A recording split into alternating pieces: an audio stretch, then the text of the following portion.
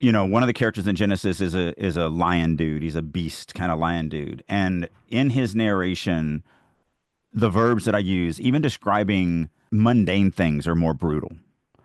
So his first chapter and the farm boy's first chapter, I mirror each other. They're both the sun coming up and just coming into their rooms.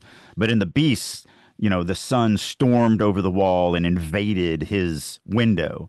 And in Arderies, the sun washes over his bed. Like just the verb choices of how one is much more simplistic and naive and innocent, and the other is much more brutal and attacking and violent.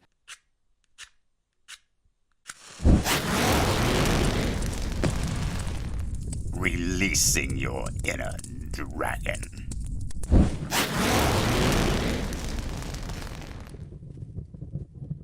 Okay, Drake, what is the difference between the character's voice and the authorial voice?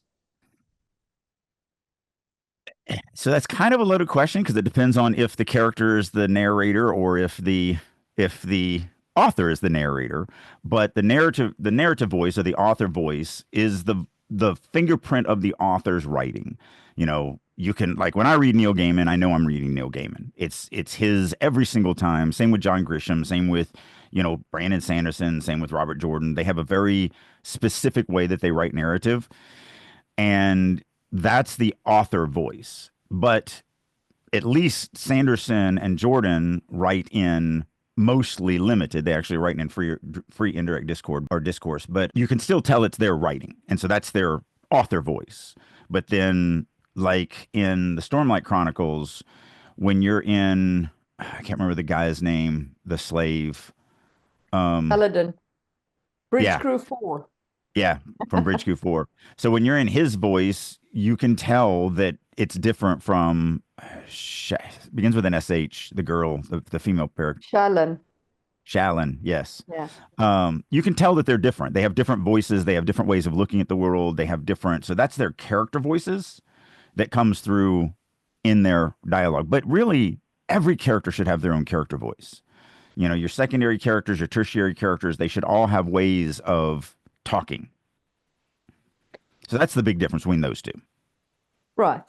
So I I feel that one of the big things that people sometimes miss with character voice is that they tend to think that it's all about the dialogue of the character. But this isn't necessarily true, especially if you have multiple POVs. It's also in the way that the narration describes the world around them.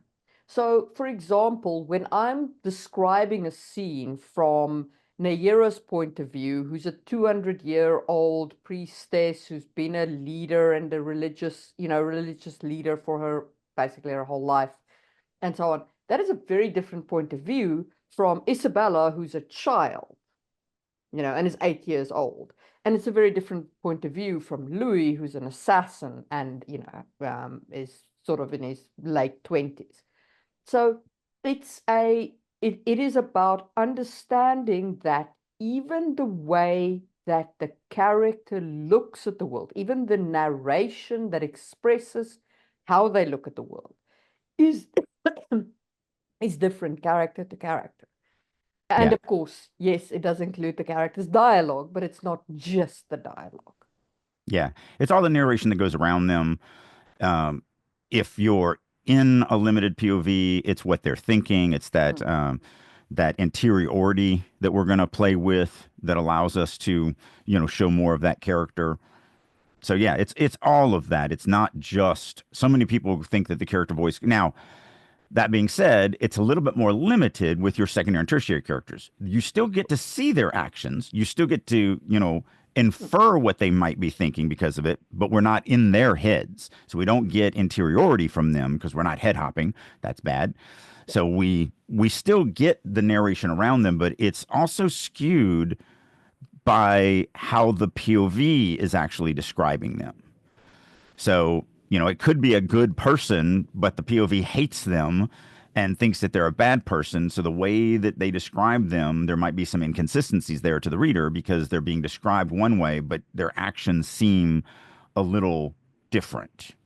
Yeah, So that's how you can kind of get that character's voice in there, especially if they're opposite of what the POV is thinking that they are. yeah.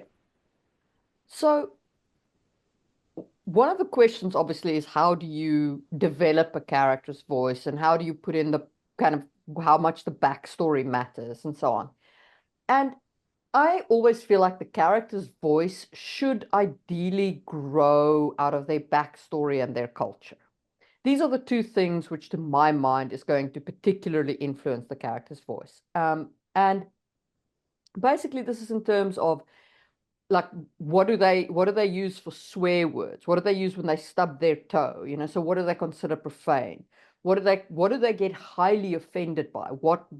If you say something to them, why would that cause offense? Would it cause offense? That kind of thing. Because those are all part of their kind of core identity. And out of their core identity grows their voice, Hmm. grows the way that they see the world and the way that they express themselves to that world. Yeah. And it doesn't have to be consistent. So, like in the introduction chapter with our dairy, there's a scene where he's talking with his cousin and his sister, and he's kind of the one that's in charge. And so the words that he uses are much more strong and kind of authoritative. But then a couple paragraphs later, he sits down at the table with a bunch of adults, and he's very much the meek demeanor, the subordinate of that conversation. He doesn't say anything in the same ways. And that shows his personality. That shows, we're developing his character and his voice because it shows that with his peers, he's considered a leader. And yet with the grown men, he's still just a kid. And so they treat him as such. And he treats himself as such. He changes how he's going to interact with them because of the society that he's from and everything like that. To do otherwise would be incredibly rude and rebellious and all of that. And he's not that type of person. So he's going to mind his P's and Q's. It's sort of like I've never actually cussed around my grandmother, but I cuss like a sailor everywhere else because, you know, it was just different. I'm not going to do that in front of my grandmother. Yeah. Um, Now, I do think that one also needs to kind of, in that line, you need to consider the character's dialogue. And we critted a piece last time. I think it'll go live the time before this, Yeah. where we spoke, where the author had written in vernacular. Yeah, that they'd written in kind of I don't know, I guess an American gangster style of vernacular. Hmm. Both the dialogue and the narration itself. And there, I personally felt that it was too much. Um, so would you say that the character voice can grow overwhelming? Oh, yeah. Yeah. I mean, the big thing, well, I want to take a step back. First of all, that author also tried to put some of that vernacular in the narration, Mm, which is weird for a reader because narration is supposed to be a little cleaner. So that was a little tough. But, you know, I write accents, and one of the things that you have to think about when you're doing any of this stuff is what is the tolerance level of the average reader? So if you go above and beyond, and I've said this before on here, every choice you make as a writer is going to lose you readers.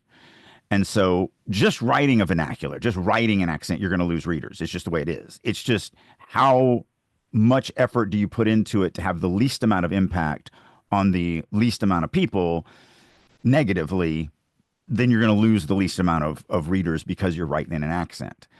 But yeah, it is definitely something that I at least spend a ton because, with Genesis, I decided to write, I leaned heavily into the accents. So there's mm, 5 different accents for 5 different races.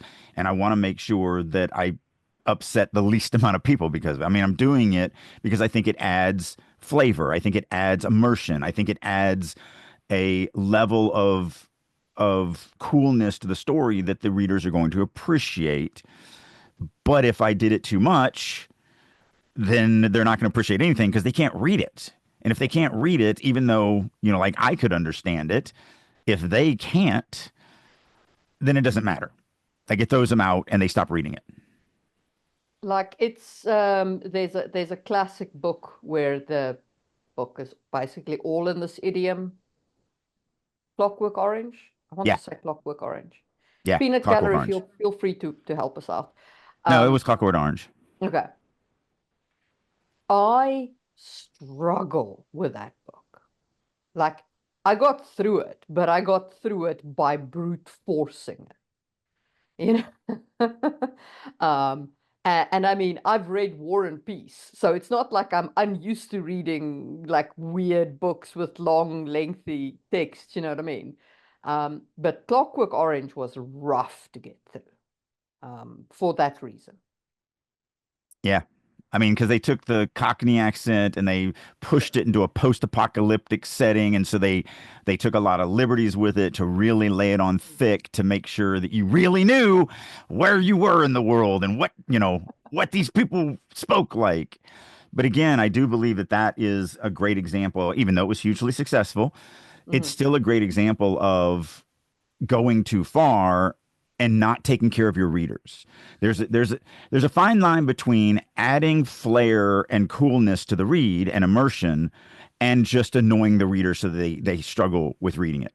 I don't ever want somebody to give me a review of, I like Drake's book, but I really had to bull my way through it to get to the end. It was a lot of work because most people aren't going to do that work. Most people are going to just bail, and you're only going to The give the thing, occasional the, people that bull their way through it. and the thing to remember, I guess, about Clockwork Orange is, people only read it because it's on the required reading list. Like, I have yet to meet somebody who said, no, the Clockwork Orange was fantastic. I read it for pleasure. Like, I'm sure those people exist. I just have not met them. Yeah.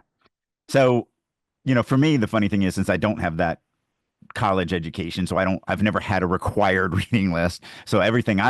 I've read voluntarily, which is why I've read the opening paragraph of Moby Dick. I've read the opening paragraph of War and Peace. I've read the opening paragraph of like a bunch of books and never any further than that. But I read Clockwork Orange solely because I like the movie. Like the movie was what I watched first, and the book is always better than the movie. And so I took a deeper dive into that story because of the movie and because I already am, and I am comfortable with that vernacular. It's sort of like the piece last week where, you really struggle with it. And I was like, no, I literally have had people in my life that this is actually just how they talk. It's Mm. not. So for me, it was just, I flowed through it fairly easily. But, but again, it just depends on, your audience. And that's the thing. It's not, none of this is wrong. It's not that I'm right and you're wrong on that. It's that this is how it affected me. This is how it affected you. And every choice you make as a writer is going to lose your readers. So if me and you are the, the, the example of what the readership is, then 50% of all readers are going to not read that book because of the vernacular used in the narration.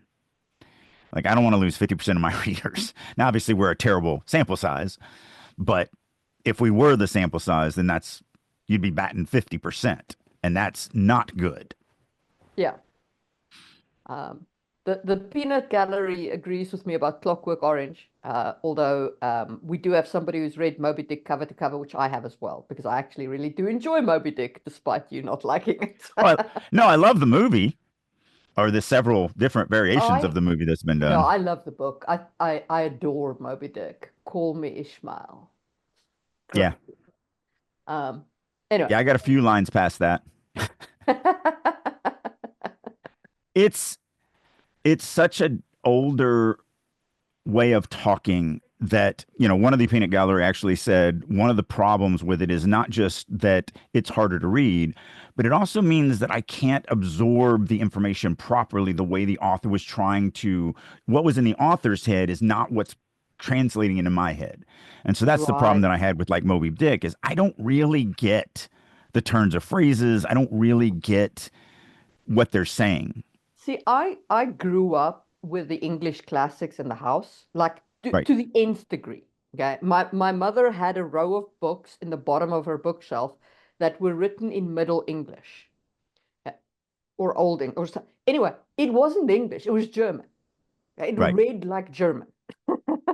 But Yeah. and then she had, like, then there was the collected work of Chaucer, then there was the collected work of Shakespeare, and then we got to the more modern books like Jane Austen and Charles Dickens, you know what I mean? And and because of that, like I read Jane Austen when I was, I don't know, 12, you know, and things, because it was the books that were there. Yeah. So when my boys were probably 3 and 1, Mm, on Christmas Eve, I was like, you know what? I'm going to start a tradition because we have a very old copy of A Christmas Carol, like an ancient copy. It's not a first edition, but it's damn close to back then. And so mm. I'm like, you know what? This is gonna be a cool tradition. I'm gonna every Christmas Eve, I'm gonna read A Christmas Carol to the boys, and we'll do it every year. I got maybe a page and a half into it. And then basically, I kept turning pages, but I literally just did the story of Scrooged, the Bill Murray movie, where I just told him what I remembered of the movie and acted like I was reading it. And I every once in a while I turned pages, but I was really just doing Bill Murray Scrooged because it was just better. I'll tell you something funny though. Charles Dickens, and it's, sorry, this is a rabbit hole, but it is funny to me. Charles Dickens was a populist author in his time. He wrote serials for a magazine. His original books. They went, and people would buy the magazine eagerly every week to read his next chapter in the book. Right? That Hmm. was how he sold them. He didn't actually sell books or whatever. Like, we read it now as like the classics and la di da di Right. da. He was the equivalent of like a pulp fiction writer, like Hmm. a mystery novel writer or a Right. romance, like a genre fiction writer. Right. Yeah. Yeah. Yeah. And it actually, even sci-fi and all those back in the early 1900s up until the 60s and 70s, short stories, Mm, serialized books that were put out chapter by chapter in, you know, mm, science fiction magazines and all that. That was one of the first ways that people really had access to it because no publisher would print them as full books because they didn't think they were worth anything and they weren't going to make any money. And so magazines, they have to print something anyway. So an extra couple of pages for a chapter of this thing. And if it catches on, it just sells them yeah. more magazines. So there was a very little risk for them to throw a couple chapters out over a couple months, and if it didn't hit, just stop. Mm, Versus, all those. So a lot of those big sci-fi authors got their start that way. That was actually yeah. very common back then. Yeah. Doesn't exist But anymore. yeah, Charles Dickens is before the 60s. He's Right, right, right, right, right. Yes. unless you're talking 1760s, I think. Yeah, I know he was Yeah, older than that. I'm just saying that it yeah, it lasted up until about the 60s, and it started dying in the 70s, yeah, and then by the 80s it was gone. yeah. But yeah, so um, all of these authors that we regard as classics now, they were actually very popular in their day, very populist as well. Like, they were Well, not considered la-di-da in their time. the funny thing is, and this is another rabbit chase, but Amazon tried to bring it back with Vela, Mm, and they just sent an email out to all the Vela authors that said, "Hey, so you can keep posting until the end of the year, mm. but as of January 1, we are not going to allow any new posts, and then as of middle of I think July or something, they're going to completely take Vela down." I'm not surprised because there's too many places where you can get free serialized web content. There's lots of web novellas, Yeah, right? And web novels. Like, some of the web novels are so big, if you started reading them now, you would read for more than 3 Wars and Peace.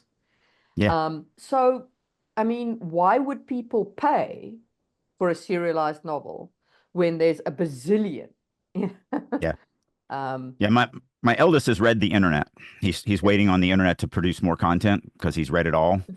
But he really likes fanfic because, he's like, yeah, it's usually not well written and it's usually whatever. But the average fanfic novel that I read is about 1 million words. And I'm just like, Yeah. And he's like, now it's only maybe a 200,000 words worth of actual story, but he's But the like, purpose of fanfic is not story. The purpose of fanfic right, is the character exploration and the et cetera, et cetera, et right, cetera. right. But yeah, I mean, like that, and that's the honest truth. I think that's why something like Valor never had a chance of succeeding. It's a good idea, but yeah, I mean, I would at least. Amazon's got the money that they can try this stuff to see what hits and what doesn't. Absolutely, absolutely. So Yeah. Anyway, so back to character voices. yes, You well, I got a go. question for you. Yeah. So we've talked about that a character voice is not exclusively the dialogue, that it's Mm. the other stuff around it. But what are some things? Let's talk about some things that comprise those other things around it. Like what goes on around it to give the character their voice.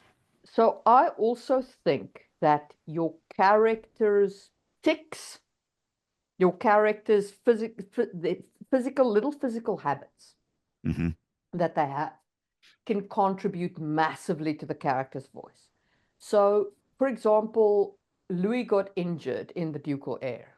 And then from the next book after that, from the Lion Vessel, I had him develop a tic where he would run his thumbs over the scars whenever he gets stressed, right? And this becomes, it's a thing only he does. And the reader knows exactly where it's come from because they were with them when that injury happened. And then you get the constant motion. Now, you can put such an event in the character's backstory and then have the physical tic, and that physical tic eventually leads to that exploration of the backstory. But that physical tic is part of the character's voice. Yes. Yeah, and it's not just, I mean, ticks are great, um, but you don't want to have it, like any other plot device. If you use it too Mm. much, it loses its power. So you want a couple of those in there, absolutely. But if you give every single character, primary, secondary, and tertiary character, their own tick, it's going to be, yeah, it's just going to whitewash the whole thing. Also, So, just be careful with your tics as well. I read one author that had one of his characters had a tic where whenever he got stressed, he would feel for his pulse in his neck. And I could not get behind that as a tic. I was just like, every time I read it, he's like, his fingers went to his neck for his pulse. I'm like, how is this? How?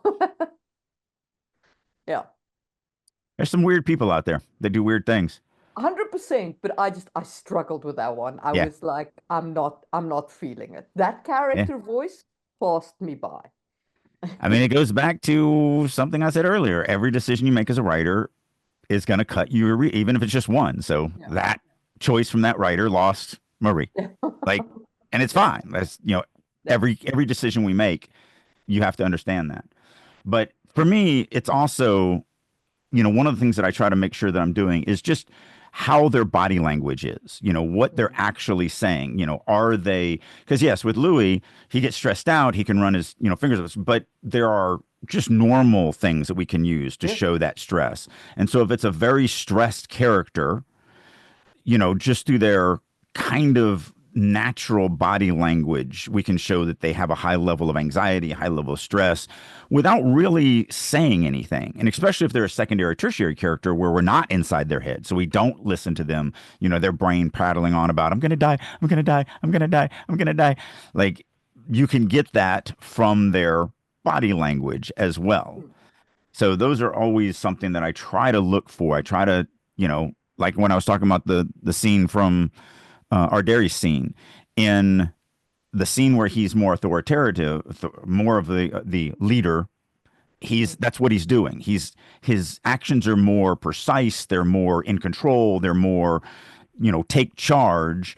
And when he's with the adults, his actions are more demure and more, waiting to kind of be told something or whatever, as opposed to. So just the actions change as well.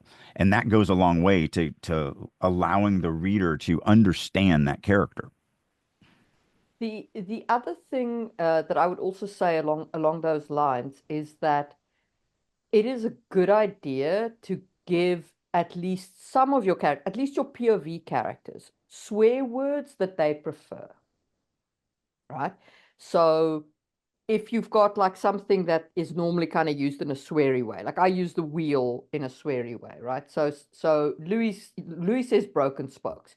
Nobody else says that. I keep that for him, except Isabella sometimes uses it, but it's an imitation of the adult that she sees, right? Right. It's her Um, father yeah, well, brother, but yeah. figure. Yeah, that family figure.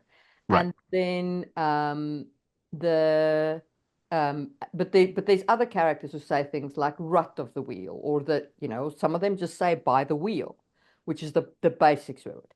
And it's when you're building a character voice, if you've got a POV character, right, giving them their own kind of flavor of swear words gives you a great set of words to use in a stressful situation, which is when you want the character voice to really shine, because you want to show the intensity of their emotions vis-a-vis everybody else's emotions, because you want their stress situation to stand out.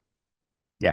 And that's what character voice helps with. It helps that character stand out in the reader's mind. Yeah. Yeah. So for Clytus, I use Bethane's ass, which for the society is horrible. And you know this because the first time he says it, like everyone around him is just stunned. But, he becomes Ardari's mentor. And then eventually, Ardari goes on his own way. And Ardari picks it up. Ardari starts to use that later. So Clytus is the only one who uses it when he's in the story. And then when Clytus leaves the story and Ardari kind of has become a hero of his own, he picks up that term and it literally comes from. And I even did it as backstory because one of my favorite lines that I ever wrote for just like propheticness, Clytus says all the time, be willing to pay what needs to be paid. Mm. And he says it all the time because it's actually from his mentor. And you don't really learn that until there's a novella that I did that's a backstory piece that you learn that it was his master who used to say that. But yeah, so that was kind of that lineage. And then also Ardari picks that up as well. The be willing to pay what needs to be paid. The swear word, the swear that I invented that made me laugh the most. Naira doesn't often swear, right? It's like the Pope swearing. It doesn't happen often. But when she does, she trots out this one. She says, by the goddess's tits.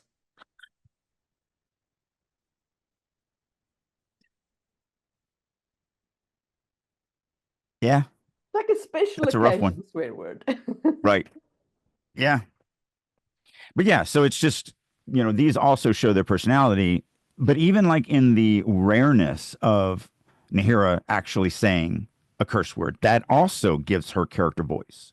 That it is something that has to really push the limits for her to go down that path, as opposed to, you know, some sailor who's just constantly spouting off obscenities. And Yeah, then that creates their voice. If they're spouting off a lot of obscenities all the time, then you're kind of showing what type of character that is. There's somebody in the writer's room that's writing a story. We're doing our yearly short story contest. So everybody's working on their short story contest stories. And the character that he has got an amazing way of speaking, but it is filled with a lot of swear words just constantly. But they're very interesting uses of. They're not just mm, f this and f that and f this and f that. It's very creative ways of using all sorts of different things. yeah, So really enjoyed that, and that goes a long way to creating that character's voice. That character is very unique because of that. yeah. And it it really does show you. It really does build into that character voice, because, as I say, it shows you what they like in extremities of stress, which of course stand out in the reader's mind because those are climax points, and it helps you build their general vernacular and how Hmm. they talk. Um, I also, oh, sorry, go ahead. so and a question that I would like to ask you is, people often say things like, how do you make a child sound like a child? So let's talk about word choice. What do you think Hmm. about word choice picks? Yeah, I mean, there's an age vernacular, that's actually the local radio station here plays a game. where they have contestants call in and they play you a clip. Well, Mm. actually, no, they read the text from a clip, and you have to decide, is it a toddler or a drunk person who just said that? And then you take your guess, and then they play the clip. And obviously, when they play the clip, you can tell if it's a toddler or a drunk adult. But it's actually very funny because you really look at that and go, I don't know if that's a drunk adult or a toddler who just said that when they just read the words. But there is a vernacular level for your age group, for your, and I do try to pay attention. I do try to make sure, like when I have a scene where I have, a younger person, a middle-aged person, like a 20ish something, and then an older person, kind of their choices for how they speak are going to differ between that. I also do a lot of what their motivation is at the time, and kind of think about how they would say that in their vernacular, like at their level. You know, an 8-year-old trying to accomplish a goal and then telling about them trying to accomplish that goal, they're going to use different words than a 25-year-old who's telling about this goal that they want to accomplish. Maybe there's a lot more severity in it, or maybe they understand the consequences for not achieving that objective where the 8-year-old might not. Yeah, so I one of the things with like Isabella that I do, because I have Isabella who's an actual child character, right? She's Hmm. 10, I think. Um or probably 11 at the end of the book. And one of the things that I do with her is that I focus on making it smaller words. So she won't talk like Louis in Louis' narration. If I say something like his belly churned, right? That's how Louis would express it. Isabella would say her tummy cramped, Right. right? It would be the smaller words, the more child words. Yeah. When I introduce our dairy, some of the words that I think a lot of my readers have popped that they like, there's, when he wakes up, he wipes the crusties from his eyes. Yeah, He's when he's getting dressed, he's got some pants that are laying over his bed and he sniffs them and then kind of like shrugs and puts them on, like, they're clean enough. yeah. And so actions like that, the way I describe those things, it makes all the readers know, oh yeah, this guy's not that old. He's definitely, you know, still a teenager. And one of our exactly, one of our peanut gallery makes a good point about like an 8-year-old would also have gravitas on other things. Like, for example, in the chapter where I introduced Isabella, she's walking with Giselle and she's going into a massively important magical test. Like, everybody there is concerned about the politics, the this, the that, the other thing. Isabella has been given a new sash, a yellow sash to wear to the ceremony. And the thing that concerns her most is that the path is muddy and it's going to splash mud onto her sash. She spends at least 2 paragraphs stressing about this sash and the mud and the Yeah. because she's not going to grasp the politics. It's not what's important to her. She has Yeah. a pretty new sash and she's worried about her very stern guardian being angry if she gets mud on it. Yeah. Because And also just herself is what, the guardian at that point, which. right. But also what they focus on. So I've got that one scene that it's two POVs. So half the scene is written in one POV, then I scene break and I go Yeah. to the other half. So it's in a market. So there's tons of stuff around. And there's people and things and all that. And the first is in the 17-year-old's head, and I describe a lot of shiny things and a lot of food and a lot of girls. And then we shift. And, in the first scene, it feels very bright, like the sun is out and the birds are singing. And it's the exact same scene when I slip into the 45-year-old mercenary's head, but it seems a little darker and it seems a little more dangerous. And there's not, all the shiny and food disappears from the narration. And it now becomes all the little interactions that he's watching, and this guy screwing that girl, or that girl screwing this guy, or because that's what he sees. And so that just by doing that, think about their personality. Yeah, it describes the world around them, but you get our Derry's personality, that he is this naive, young, person that doesn't really have a lot of grasp of what's really going on around him. And then when you're in Clytus's head, you get that he is very hurt, very jaded, very negative, very dark, and just sees the worst in humanity. Because, and then that tells you a lot about their personality without me ever mentioning any of those things. I never talk about any of those things. So that's a great way of thinking about how to develop your character voice and just by how they look at the world around them. Yeah. And that leads back to something that I said we spoke at the start about, which is in your narration, think about how the character sees the world. Use those kinds of words. When you're writing similes and metaphors, use similes and metaphors that fit the character's narration. Like I'll use, and it's world building, but I mean, I will say something like, instead of saying, I think we've run this rabbit to earth, I would say something like, I think we've chased this bila into its warren. Yeah. The reader doesn't need to know what a bila is. In my head, it's a hyrax-like animal, but that reader doesn't need to know that. It's got a warren, that's good enough. They understand the simile. But it creates that character's worldview. Yeah.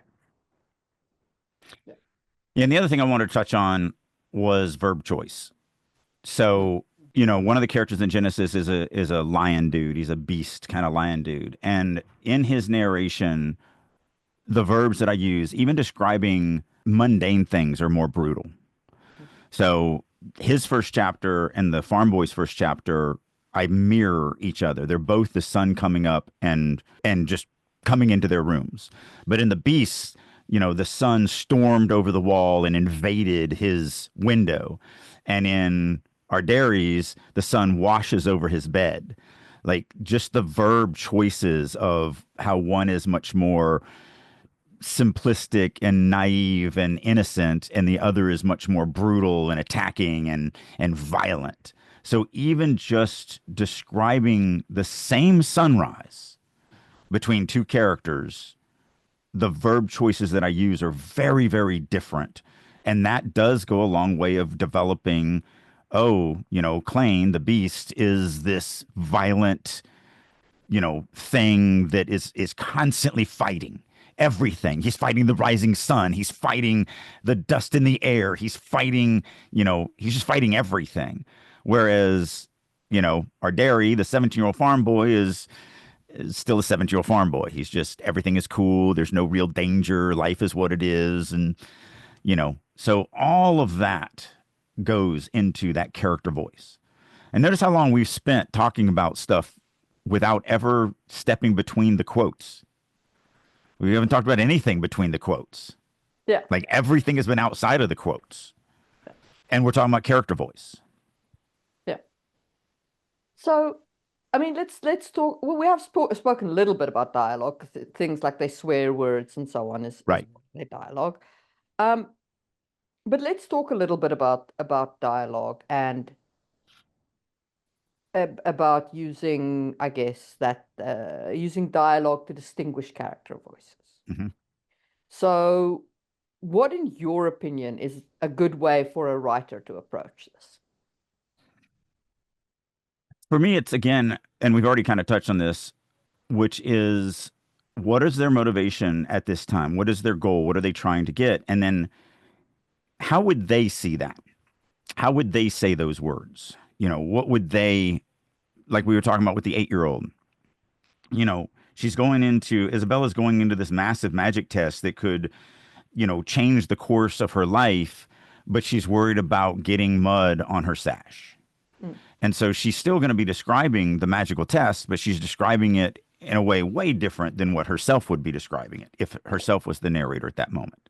So it's a lot of that. It's a lot of just thinking about how would they approach it, and kind of anything that would show, like, if they're a mischievous character saying, cracking a joke, or saying something that is against the grain at the moment, saying something inappropriate or something like that.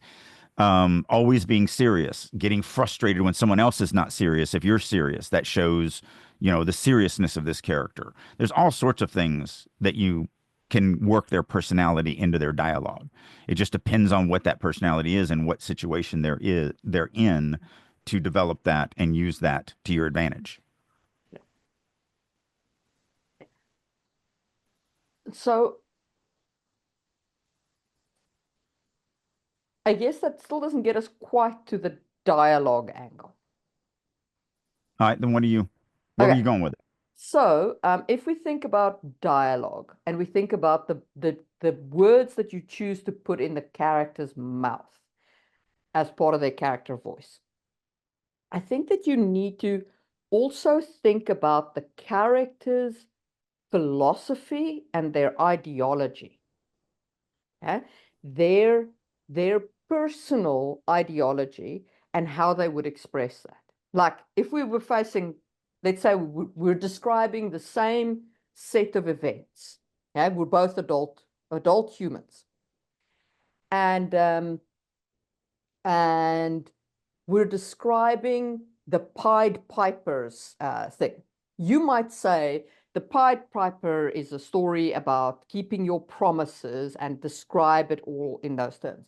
And I might say the Pied Piper is a story about the right of society to murder the children of those people who don't pay their debts and describe it all in those terms, right? It's it's not just the view of the world. It's not just that the view of the world impacts the narration. It also impacts the words coming out of the character's mouth. Yeah, And that's especially important with secondary and tertiary characters. So think about yeah, your ideology and how that impacts your character's voice. yeah. That is hammer, nail, head. Like that is what you really want to do. I derailed myself. Somebody in the peanut gallery asked, "What's the difference between character and narrative voice when writing limited versus omniscient?" And the do you want to take it?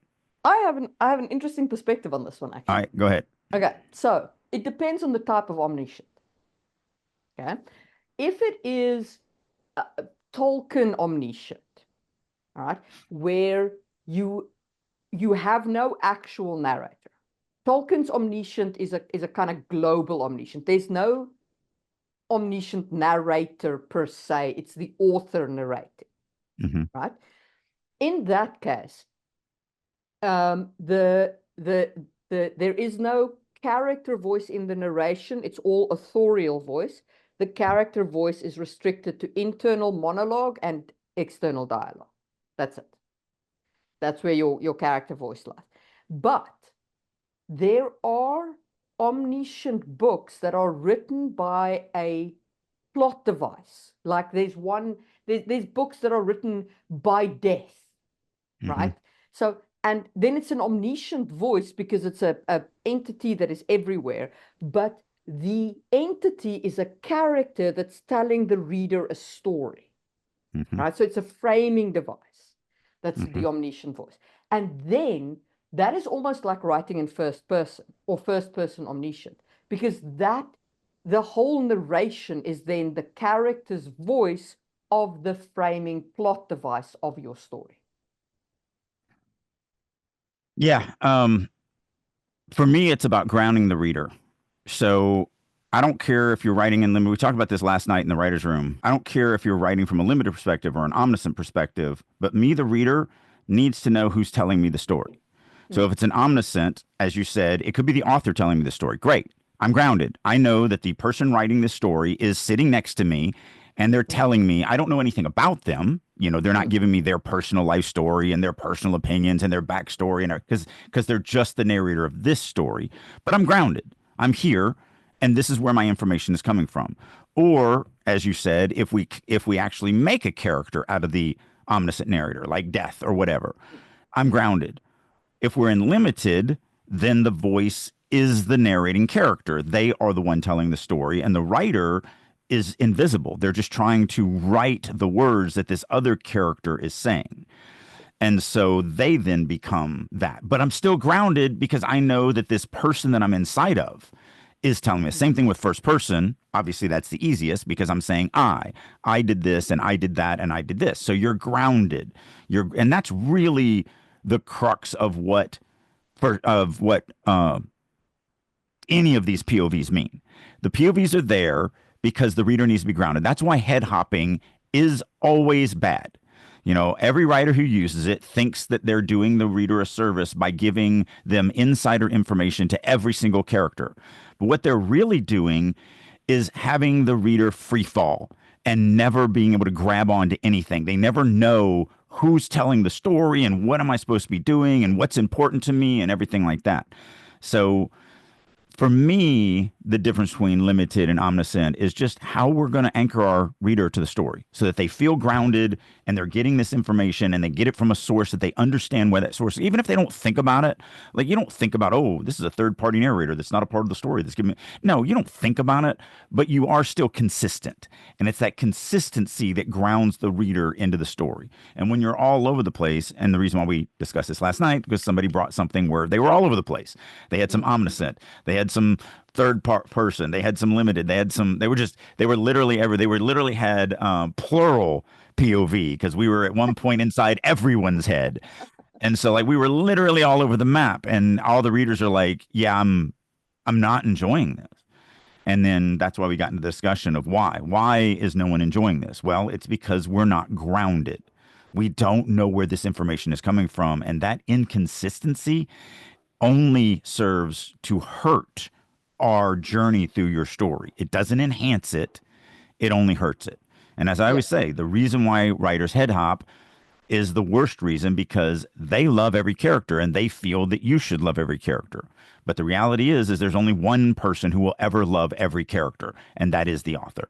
No one yeah, else will ever love every character. We don't have the 100%. bandwidth for it. 100%. Um, and the the problem is that people think that, it's going to be cool to show all these thoughts. I don't care. Yeah. You know, I've been critiquing an author's work, and it's just he'll dip into the main POV's mother's head for like 5 paragraphs like this, and he'll split it with like a scene break. I'm like, yeah, but I don't care. I Yeah. understand you split it with a scene break. I don't care.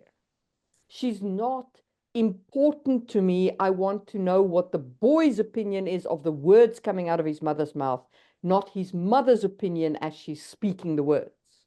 Right.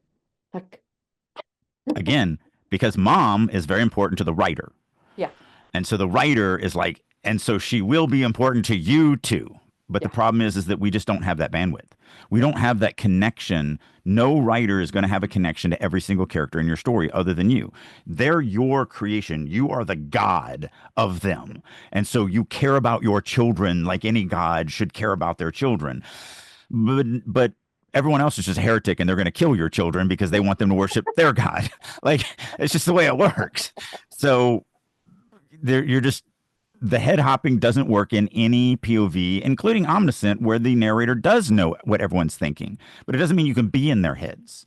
It just means I know what they're thinking. I know what their motivations are. I know why they're doing what they're doing. And if the reader needs that information, I can tell. That's why omniscient is usually way more telly than any of the others, because you're telling the reader all this stuff as yeah, opposed to allowing them to experience it.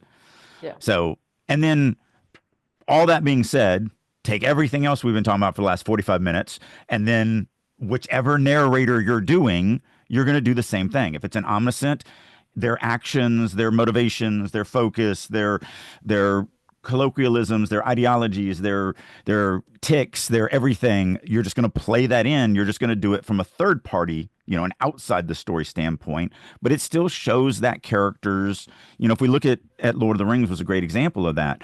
We know Frodo's personality. We know Samwise's personality. We know Merry and Pippin. Now, Merry and Pippin kind of are one character. Tolkien kind of treats them as one character, so they kind of have the same personality. They're both the trickster character, or just two of them. But still, of those three characters, if we include Merry and Pippin as one character, those are three very different characters. We're never in the heads of any of them. We only get it by their actions and by their dialogue and by all this stuff that we've been talking about that Tolkien did really well. But he's a third party narrator. There is no, you're grounded because the story is telling you this stuff. But through all of his actions and all what they see and their motivation and how they look at the world and everything like that, is going to let you know their personality. So it's why when Samwise at the end of it picks Frodo up and says, "You know what? I'll carry you up the last bit of this mountain." We get it because it's his personality. He is a sacrificer. He is somebody who is there to help everyone else around him, regardless of what it does for him. Yeah. Like we've seen that his entire journey. And so when he does that action at the end, you're like, yeah. Now, if Merry and Pippin had done that, it would have been like, what? Yeah. You're going to do what? It doesn't fit their personality. Show don't tell is more than just like little bits and pieces, like little show don't tell. It's also the big things, like showing the character's personality. Sh like, if you want to build a relationship between two characters, you have to show them getting closer on the screen, or you have to show them being close on the screen. You can't just spring it later, right? And it's Yeah. the same with the character's personality. You have to show the character's personality in their actions. Every time they're on screen, their personality must be part of their actions and it must be combined with their voice. Yeah. And you have to let the reader feel it. Yeah. So, like, one of the examples that I use as one of the worst examples that I've ever seen, unfortunately, is from Brandon Sanderson. And it's from the Mistborn one that's the Western one. But in the opening chapter, we meet the POV character, we meet his friend who's the chick. They're going after this bounty. And at the end of the chapter, and that's all. We only get, this as they're in this gunfight. And there is one scene where she says something and then she goes running away. She's like, "I'm gonna go do this thing. You take care of this. I'll see you later." And she goes running away. So we've had maybe 30 seconds with her. And as she's leaving, he looks at her and goes, "Man, I love that woman more than anything." But that's it. There's no like when they're interacting, it's just two buds. It's just two bros interacting during a gunfight. It's not like a romantic whatever. And so that's it. That's all we get. "Man, I love that girl more than anything."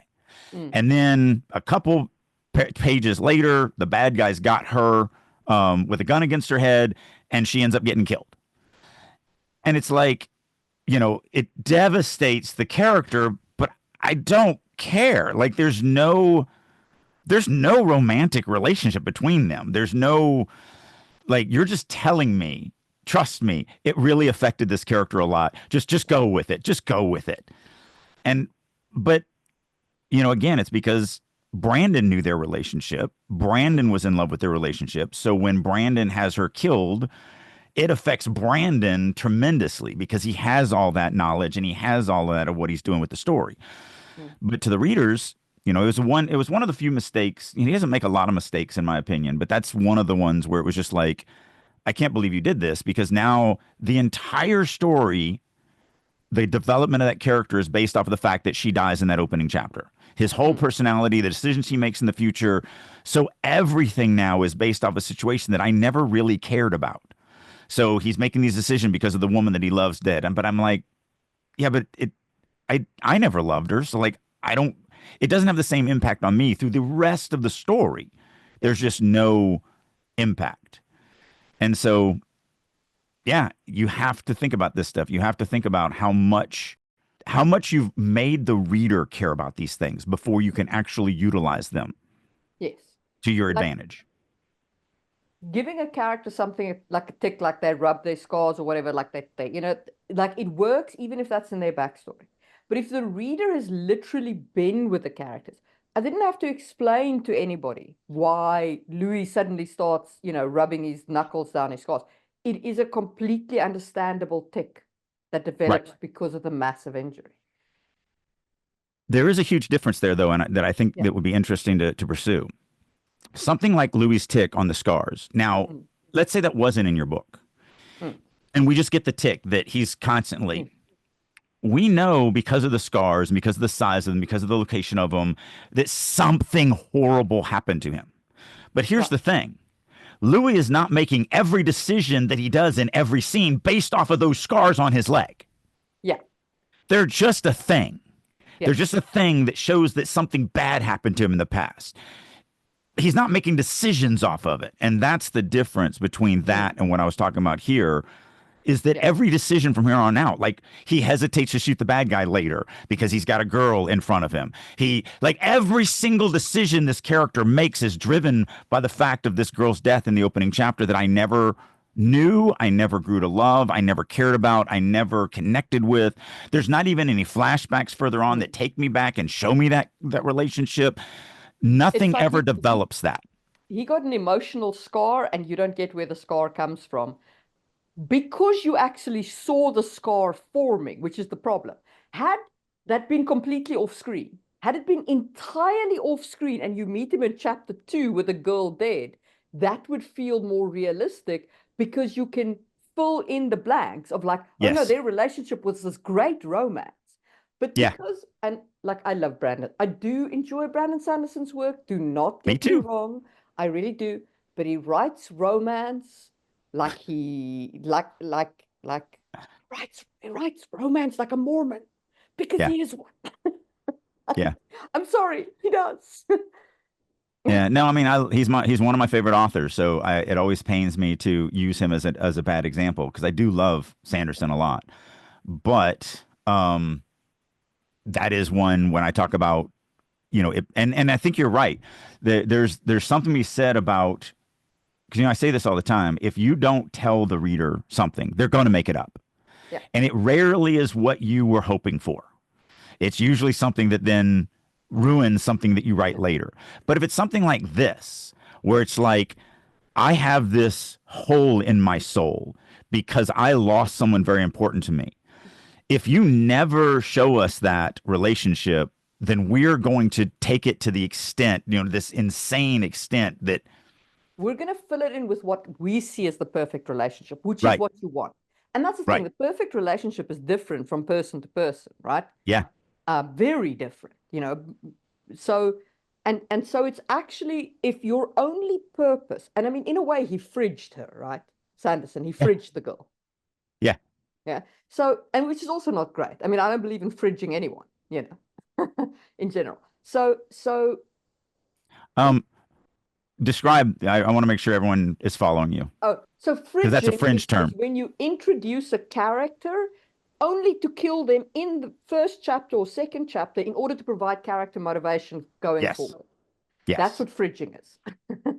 And okay, so basically, if you're going to fridge the character, consider rather than fridging them, actually have them die before the book starts mhm, and just allude to the relationship because the reader will fill that in with the relationship they love best. yes. A fridge, Kelly, like a fridge peanut gallery, like fridge, like in a Like a refrigerator, yeah, like like a place where refrigerator. you store dead bodies. Yeah. You store them in the fridge. So yeah, that's exactly the point there, and the reason why people talk about not, fridging a character, not having a character. But it's the same thing, when we talk about backstory a couple Mm. um, episodes ago. Why does a dream where the character loses everything they love not work? Because no one cares yet. Only the author cares. That's it's the exact same thing. You have to earn the reader's concern and care before you can make it hurt that thing is taken away. Mm. So, but even that, so because the characters literally decisions are driven by that thing. Yes, I think it would have been better probably if we didn't see that on screen because then we saw this bro relationship. We just saw this, she's very masculine. She's just another gunslinger. They don't actually have any connection between each other. It's not like there's any lovey-dous or anything like that. It's literally just two bros. And then when one of the bros leaves away, the other one goes, man, I love that dude. Like, that's really it. Like, that's all you get. You get one little Which line. which I mean is fine. You can have that as a relationship, and you can even have that as a straight relationship between two straight people, right? But you must then the intensity of the love must still be there if you want it to feel intensely loving. Yeah. So my problem is that now that becomes the crux of every decision this character makes. Yeah. So they change their life. They whatever. So here's a great counterpoint example that just popped in my head. The Hitman's Bodyguard. The Mm. Hitman's Bodyguard in the first chapter basically fridges what the character loves. Now it's not a character, it's a lifestyle. Yeah. But we still get it, even though they're about the same length. In the Hitman's Bodyguard, when we meet um Deadpool, what's his name? Ryan Reynolds.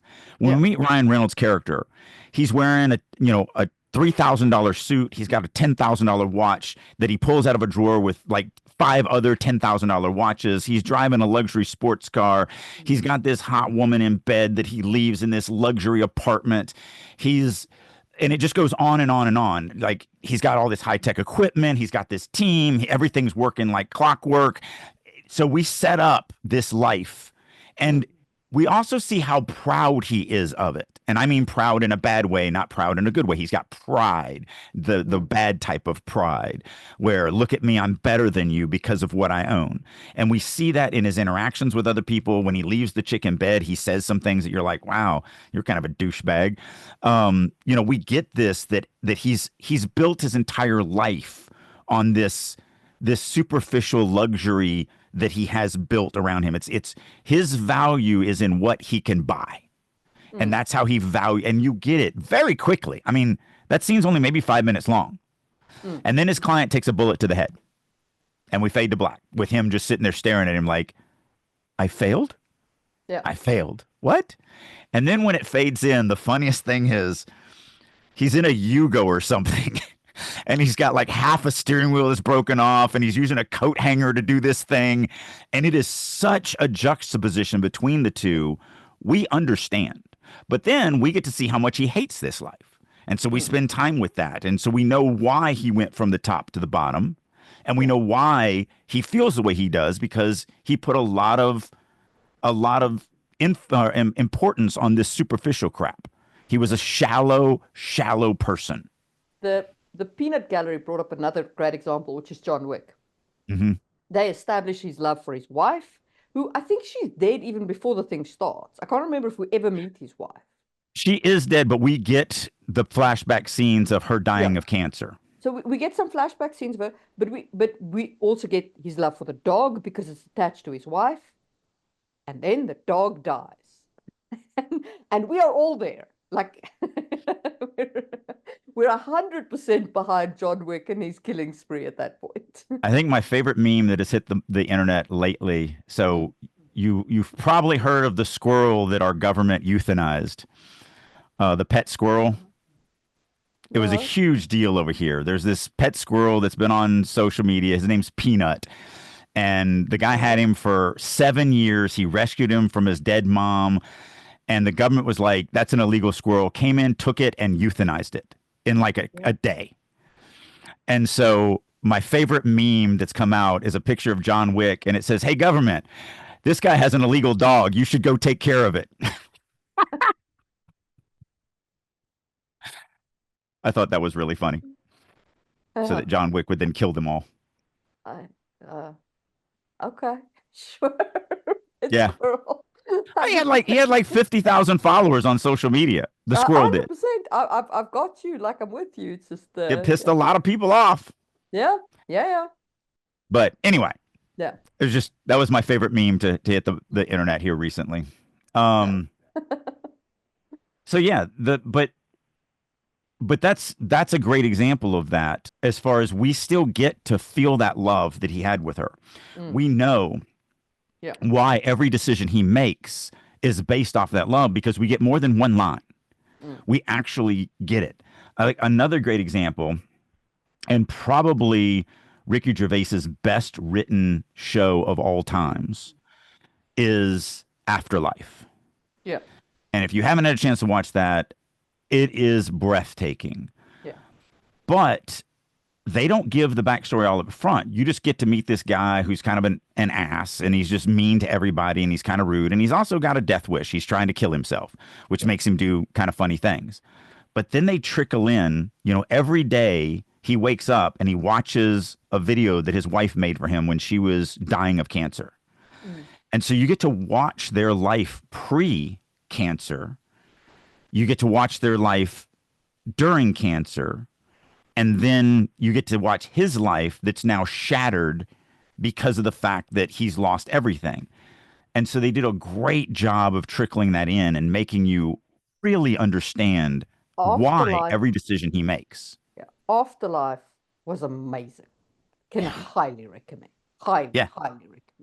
Yeah. It is his best written show. And he's, I mean, he wrote The Office, he wrote all sorts of things that are fantastic, but Afterlife Yeah. is off the charts. Yeah. It's definitely his crown Afterlife's achievement. fantastic. Absolutely, absolutely fantastic.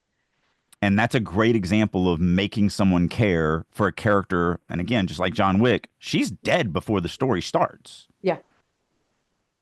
But the But reader can insert whatever they feel would have been the most romantic thing, you know. Yeah. yeah, yeah. That show also has a dog. All right. So, last 5 minutes. What is your favorite character voice? That's a I thought we weren't going to go down this path. I didn't prepare anything. Um Wesley Crusher. No, not Wesley Crusher. Sorry. Wesley the Man in Black. Wesley Crusher is from Star Trek. I don't really give a crap about that character. Mm, Wesley, the Man in Black from Princess Bride. Um, fair enough. Actually, Yeah. all the characters in that movie, every Princess single one of them, Bride. Princess Bride does a spectacular job with character voices. every single character. Yeah. Vicini, Fezzik, Indigo, like every single one, even Prince Humperdinck They're all has brilliant. every one of them.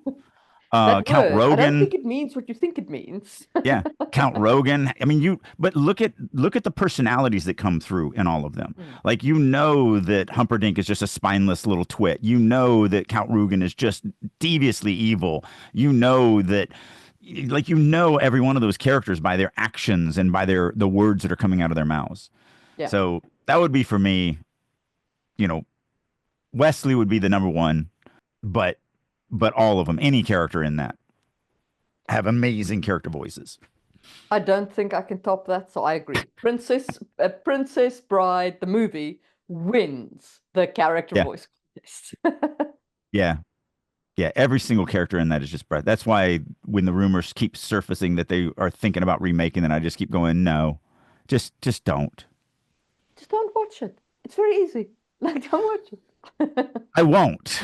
Yeah, I will promise you I won't. But there's no reason for it. You're not going to make it better. I There's agree. literally no option to make it better.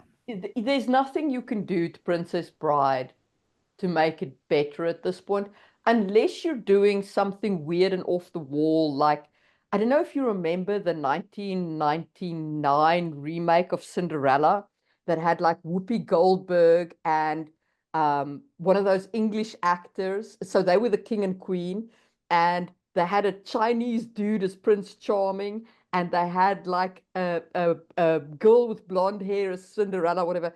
It was like, but it was such, it was, but it was a one of those like almost like a theater production of Cinderella, right?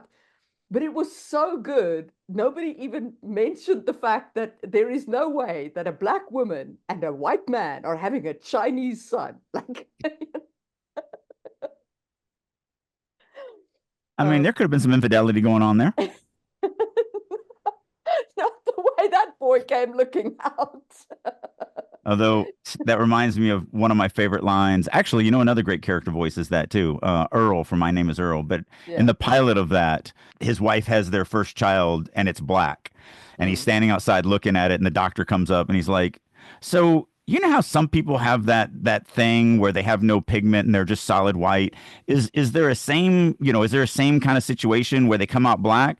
And he's like, "No." He's like, "Well, what do you think happened then?" And the doctor goes, "About 9 months ago, your wife had sex with a black man."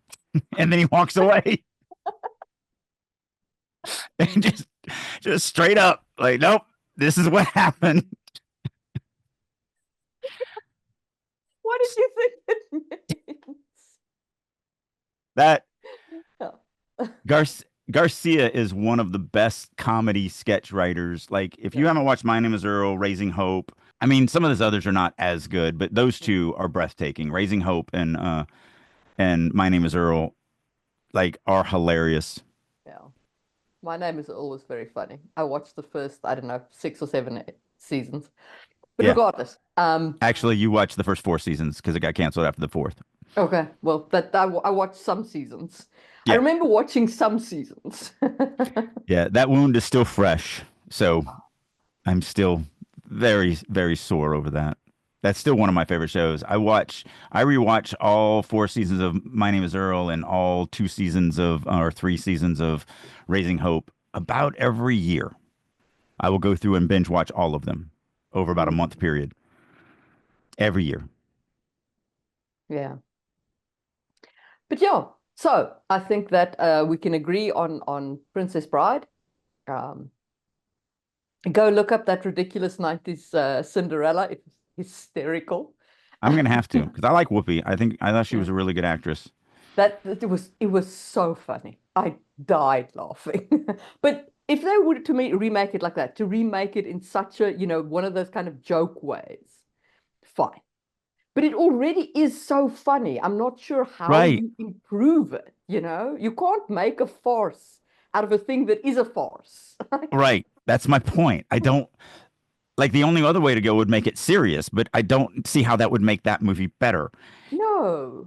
Like I don't think that would improve the movie. So yeah, I don't think they can actually make it better. I think actually it is just peak cinema and you should just leave it alone.